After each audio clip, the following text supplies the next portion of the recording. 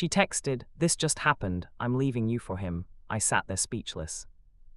For a good 10 seconds I honestly thought I'd misread it. My brain tried to rearrange the words into something less insane. This just happened, I'm leaving work now, or I'm leaving you a film recommendation, anything other than what was actually on my screen. My fork hovered halfway between the takeaway container and my mouth, rice cooling in midair while that blue bubble glowed back at me. My chest felt tight, like someone had just cinched a belt around my ribs. I could hear the hum of the fridge, the faint traffic outside, the ticking of the cheap IKEA clock on the wall. All of it sounded far away compared to the pounding in my ears. My thumb hit the screen before I'd even decided what I was going to say. The Messages app showed, read 7:19 p.m. under my last text, "How's the conference? Miss you," read, and then her new one sitting there like a bomb. I typed, "What are you talking about? Is this a joke?" My hands were shaking so much I hit the wrong letters 3 times. When I finally got it out and pressed send, the little delivered popped up and then nothing. No typing bubbles, no reply. I hit call. Straight to voicemail. I hung up and immediately tried again because my brain still hadn't accepted that this was real and not some drunk, missent message. Same thing, 1 ring then voicemail. I just sat at our tiny kitchen table, takeaway getting cold, staring at the photo of us on the fridge, her in my hoodie, me with my chin on her shoulder, while my phone screen slowly dimmed to black in my hand. It was a Thursday night in late October. I remember because I'd left work early for once, feeling weirdly proud of myself for prioritizing my relationship, which was the exact phrase my therapist had used the week before. Emma was supposed to be at an out-of-town work conference until Saturday. She'd left that morning with a suitcase and a kiss and a "text me later, okay?" We'd been together for 4 years, living together for 2. We had a joint savings account, a folder of rental applications on the bench, and a shared Google Calendar with color-coded events. I didn't have a mental file titled "Contingency Plan" for when your girlfriend leaves you for someone else via text. To make any sense of what that message did to me, I probably need to go back to the start. We met in a supermarket, which sounds like a bad rom-com, but it's true. I was in the pasta aisle trying to decide if buying the fancy brand would magically make my cooking less tragic. She was standing in front of the tomato sauces, frowning at the labels like they'd personally offended her. I grabbed a jar, and she stepped sideways at the same time, our shoulders bumping. "Sorry," we both said in unison, then laughed. She had this messy brown bun on top of her head, a paint smear on the back of her hand, and these ridiculously intense green eyes. I remember that detail more clearly than what we actually said next. Something about which sauce was less sugary, and me pretending I cared about that, and her making a face at the price.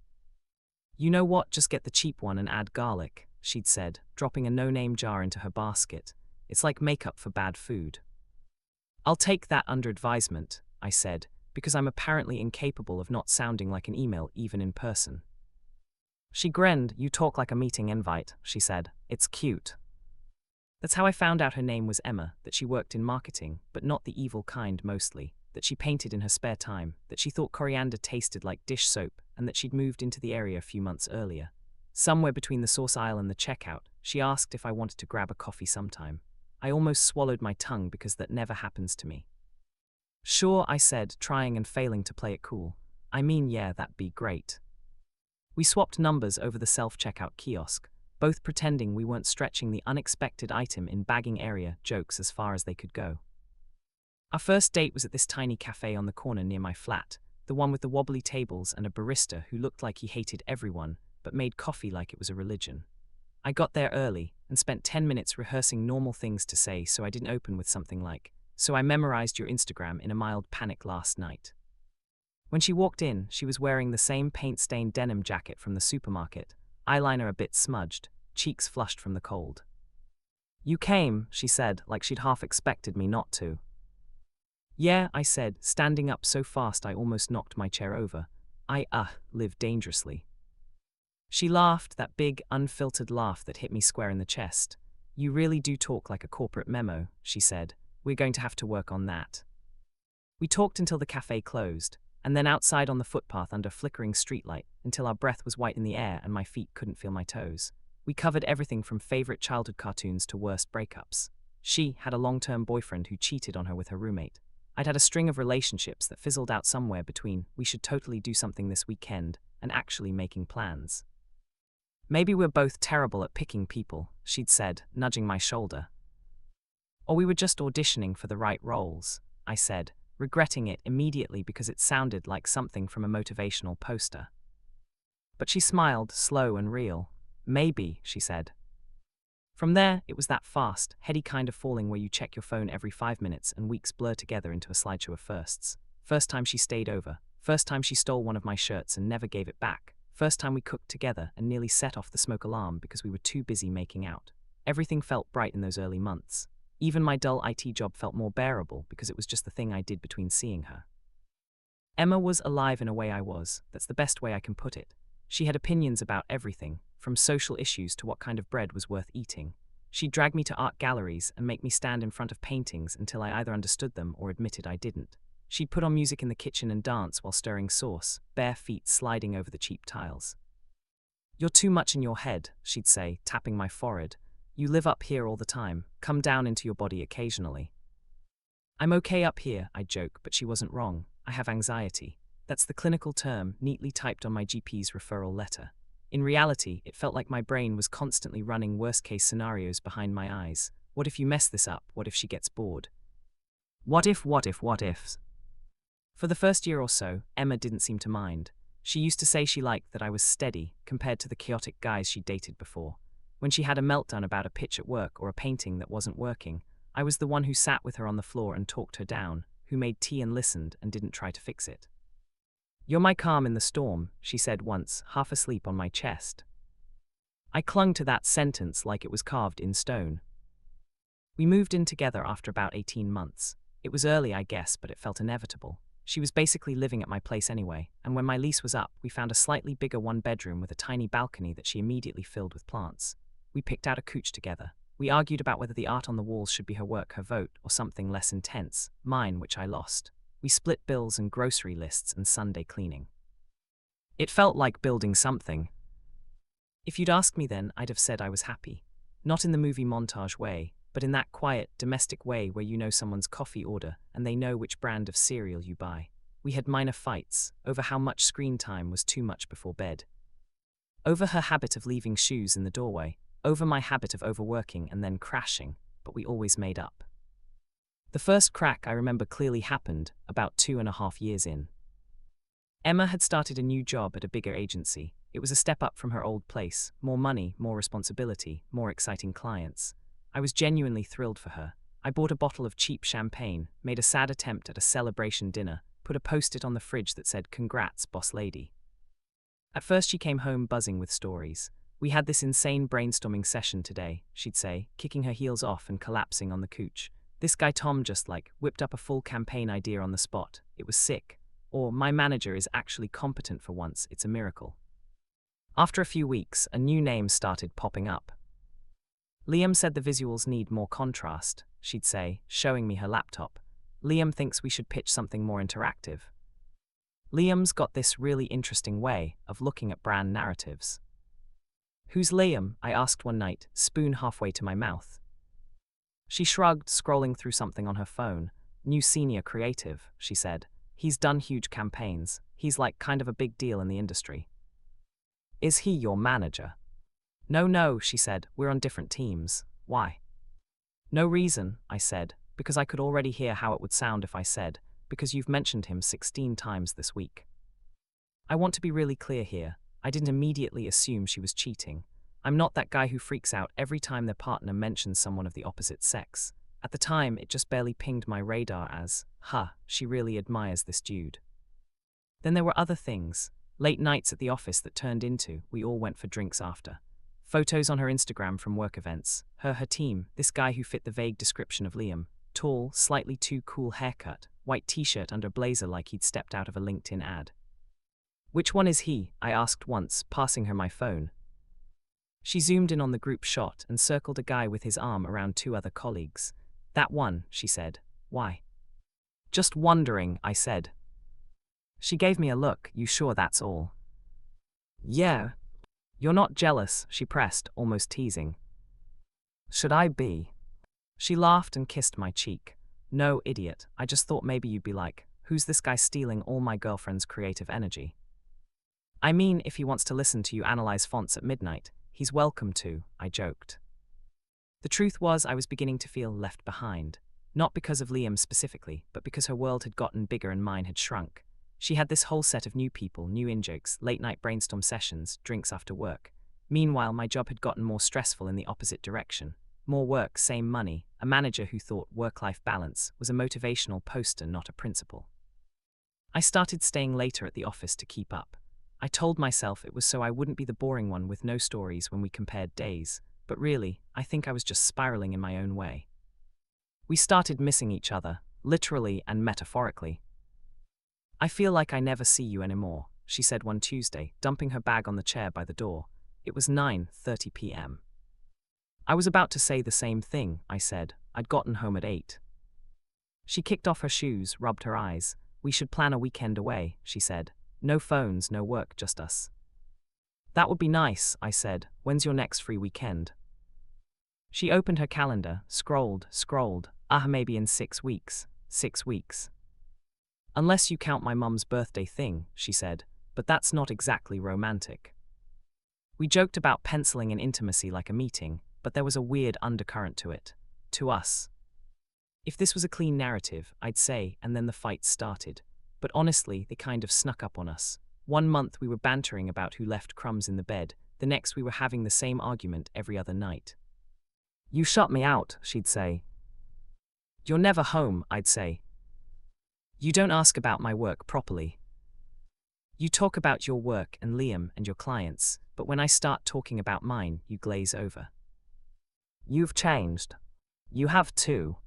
Round and round. Somewhere in there, my anxiety, this thing we joked about and tiptoed around, morphed into something heavier. I'd find myself staring at my phone at 1 a.m., heart pounding, catastrophizing about issues that hadn't even happened yet. When she came in late smelling like beer and perfume, my brain would go, "This is it. This is the night she tells you she's done." Except she never did. Not then. Instead, she'd fall into bed, wrap an arm around my waist and mumble, "You're warm, don't go anywhere." I started therapy around that time, encouraged/pushed by a combination of my GP and Emma. "I love you," she'd said, holding my hands across the table, "but I can't be the only one propping you up. You have to talk to someone who knows what they're doing." She was right. I found a psychologist, started unpacking years of perfectionism, fear of abandonment, all the greatest hits. It was hard and draining, and I'd come home after sessions feeling like someone had taken my insides out and rearranged them. Emma would usually be working or at yoga or out for drinks, so I'd sit on our couch and process it alone. Now, this is important because it's the part my brain latched onto as evidence that I'd driven her away. I was not at my best. I was clingy 1 week and distant the next. I'd try to be supportive about her work crush on the creative industry and end up sounding resentful. I'd say I was fine when I clearly wasn't. In couples therapy terms, yes, I had stuff to work on. But here's the thing, you can have significant issues in your relationship and still not deserve what she did next. Those two truths can coexist. It took me months to accept that. The actual run-up to the text was stupidly ordinary. Emma had mentioned the conference a month earlier. "It's in Byron," she said, waving the email at me. 3 days, all expenses paid. Panels, workshops, networking, free alcohol. "Wanna come as my +1 if I can swing it?" "Sure," I said, half distracted by something on my laptop, "if I can get the time off." A week later, she came home saying, "They're being weird about +1s.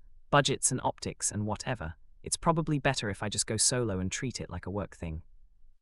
I remember feeling a flicker of disappointment, then pushing it down. "Makes sense," I said. "You'll be busy schmoozing anyway." "Exactly," she said, kissing my cheek. "We'll do our own weekend away later, okay?"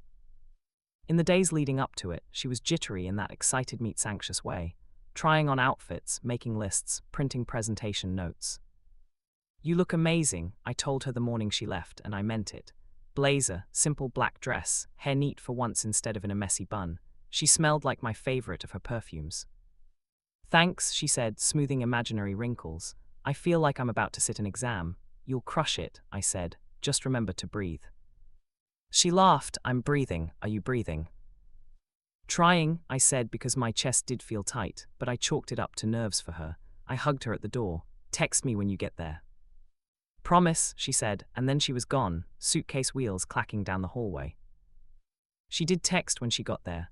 A selfie from the lobby, her with a lanyard, some colleagues in the background. "Made it. Hotel is fancy. You'd love the breakfast buffet." I replied with a dumb gif and went about my day. Work was hell. My boss dumped a last-minute report on me at 4 p.m. and I stayed late getting it done. By the time I got home, I was exhausted but weirdly content. I heated up leftover pasta, put on a show Emma didn't like so I didn't have to feel guilty watching ahead, and settled at the table with my laptop. I just typed, "Hey, how was day one, superstar?" on my phone when her message came in. "This just happened, I'm leaving you for him, don't make this harder." That's the full text, by the way. I realized later I'd mentally condensed it in my head to the first part because that alone was devastating enough. But she did add that second sentence, like a preemptive scolding, "Don't make this harder," as if I was the one about to blow up our life. Everything after that is a series of sharp images. My attempts to call, the way my own voice sounded weirdly calm on her voicemail. "Hey, it's me. I got your message. Call me, please." The banging in my temples as I sat there waiting for my phone to buzz. The way my stomach lurched when I opened Find My iPhone. Yeah, we'd shared locations for safety, like couples do, and saw her little dot not in Byron Bay but in the city, at an address I didn't recognize. The fact that I actually screenshotted that dot, like proof to myself that I wasn't imagining it. I don't know what possessed me, but I threw on shoes, grabbed my keys, and left. I didn't have a plan. My brain was just screaming no, no, no, no on a loop, and my body translated it into motion. It was a 25-minute drive. I know because I checked later. In the moment it felt both instant and endless. I barely remember the route, just the feeling of my hands clamped too tight on the steering wheel, the way traffic lights kept changing exactly as I reached them like the universe was taunting me. The address turned out to be an apartment building in a gentrified part of town I never went to. Exposed brick, industrial lights, a cafe underneath advertising single origin everything. I parked badly, heart trying to escape my chest, and just sat there for a second staring at the building. What was I going to do? Buzz every apartment until someone let me in, march up to her and demand an explanation, politely ask, "Hey, are you mid-affair right now?" In the end, I didn't do anything. I watched the little dot on my phone for a few minutes, tiny blue circle sitting stubbornly still, and felt this cold, heavy realization settle in my gut. She knew I had her location. She'd chosen not to turn it off. She wanted me to know she wasn't where she said she'd be, but she didn't want to face me. That's when the anger kicked in, cutting through the shock. Not raging, not yet. More like this sharp, clean line. You couldn't even lie properly. You couldn't even give me dignity. I drove home, slowly this time, put my phone on the passenger seat so I wouldn't stare at the map, turned the radio off because everything sounded offensive. I walked back into our flat, which still smelled like her perfume and garlic from the night before, and sat at the same kitchen table and stared at the same text. I typed one more message, "You owe me more than this." Green bubble, no response. By the time the sun started to come up the next morning, I'd accepted two things. One, she wasn't going to call. Two, our relationship as I knew it was over. The grief came in waves after that. The first week I was a husk. I went to work physically but did nothing but half-heartedly answer emails and stare at spreadsheets until my eyes blurred. When people asked if I was okay, I said, "Just tired." I lost 5 kilos without trying because the idea of chewing felt like work. I'd come home, sit on the couch, and scroll through our old photos until I made myself sick. Everyone reacts differently to betrayal. Some people rage, throw things, burn stuff. I froze. Everything felt surreal, like it was happening to someone else and I was just watching. Emma didn't contact me, not once. She didn't come back for her things that week. She didn't send a follow-up, "I'm sorry," or "We need to talk," or even "Are you alive?" Nothing. Radio silence. The only reason I knew she was alive was because her little blue dot eventually moved to a new location, that same address consistently. On day 8, my sister came over and found me sitting on the floor of the bedroom, holding one of Emma's hoodies like it was a life raft. "Jesus, Noah," she said softly, crouching down. "You look like you've been hit by a truck." "I sort of have," I croaked. My voice sounded unused. I showed her the text. She read it, jaw clenching. "What the actual hell?" she whispered. "Have you spoken to her at all?" "No." "Have you tried?" I gestured vaguely at the phone. "Blocked, I think, or she's just ignoring me, which is almost worse." My sister Rachel has this protective streak that used to annoy me when we were younger, but I was suddenly grateful for. She stayed for hours, made me shower, forced me to eat half a sandwich, helped me bag up some of Emma's clothes and put them in the spare room so I'd stop tripping over her existence every 2 steps. "You need to tell Mum and Dad," she said at one point. "I can't," I said. "I don't want to see their faces when I say Emma left me for someone else via text." "I'll tell them," she said, "but you need to tell your therapist, like yesterday." I had actually cancelled my last therapy session because I didn't feel up to it, which in hindsight was the exact reason I needed to go. Rachel practically sat next to me until I called and rebooked. The first session after it happened, I just cried, like ugly cried. My therapist, Mark, handed me tissues and said things like, "This is a huge loss, and of course you feel broken, this is shattering." "I keep thinking maybe there's been some mistake," I said at one point. "Like maybe she had a breakdown, and this is some manic episode, and she'll realize and apologize, and we'll, I don't know, talk." Mark nodded. "Your brain is trying to protect you from the reality," he said. "What reality?" I snapped. "That she lied, that she cheated, that she didn't even have the decency to end it in person." "Those," he said calmly, "and also that you may never get the kind of explanation you want from her. Closure might not come from her, it might have to come from you." I hated that. I wanted a neat scene where she sat across from me and answered every question. When did it start? Why him? Did you ever love me? Was any of it real? I wanted her to cry and say she'd made a mistake and that I was the better man and blah blah blah. Basically the emotional equivalent of a movie monologue. Instead, what I got was an email. 3 weeks after the text, at 2:47 a.m., an email from her popped into my inbox with the subject line, "I'm sorry, but please read." My heart went ballistic. I sat up in bed so fast I made myself dizzy and opened it. "Noah, I know I don't deserve you reading this after the way I handled everything. I am sorry. I know that word probably means nothing right now, but I am. I didn't plan for this to happen. I know that sounds cliché, but it's true. Liam and I, it started as a friendship. We were spending a lot of time together at work, late nights, etc. I felt seen by him in a way I hadn't felt in a long time. That's on me, not you. I should have talked to you sooner about how unhappy I was. I have been feeling for a while like we've become roommates rather than partners, like we were stuck. I felt more like your carer sometimes than your girlfriend. That's not fair to say, but it's how it felt. I don't know how to explain it without sounding cruel. When I say this just happened, I mean that last night was the first time we actually crossed that line physically. I know that doesn't make it better. Emotionally, I was probably gone long before that. I realize now that's cheating too. I didn't tell you in person because I was cowardly. I was scared you would break down and I wouldn't be able to leave, and I honestly couldn't see a way back for us that didn't hurt both of us more in the long run. That's not an excuse, just context. I did love you, I still care about you, but I'm in love with him and I need to follow that. I know you will see this as selfish. It is. I'm choosing what feels right for me. Please don't contact me. I think it will just prolong the pain. I hope one day you can forgive me, but I understand if you never do. Emma. I must have read it 10 times. Each paragraph hurt in a different way. The carer line burned. The "this just happened" bit made me want to throw my laptop. The "I did love you" felt like someone twisting a knife. I didn't reply, not because I had nothing to say, but because anything I wrote in that moment would have bled out all over the keyboard, and I knew she'd already decided I didn't get a voice in this. Please don't contact me. That was the part she was most invested in, her comfort, her clean slate. So instead, I copied the email into a document titled "For Mark" and brought it to therapy. We went through it line by line. "I felt more like your carer than your girlfriend," I read aloud. "Is that fair? Is it true for you?" Mark asked. I thought about it, maybe sometimes, I admitted.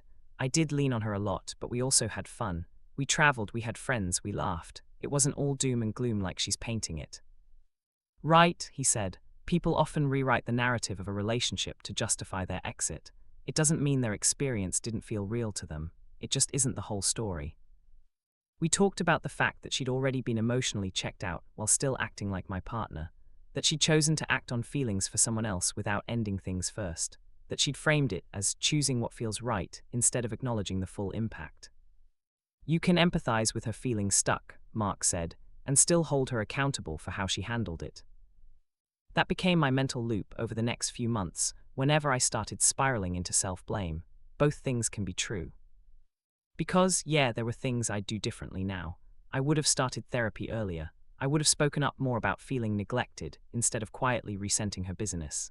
I would have insisted we go to couples counseling when the same fight started looping. But none of those things turn her choice into my fault. She had options that weren't sleep with my coworker and then dump my boyfriend via text from his apartment. She didn't take them. There were other small, stupidly human complications. Our friends, for one. We had a tight little group we'd built over the years.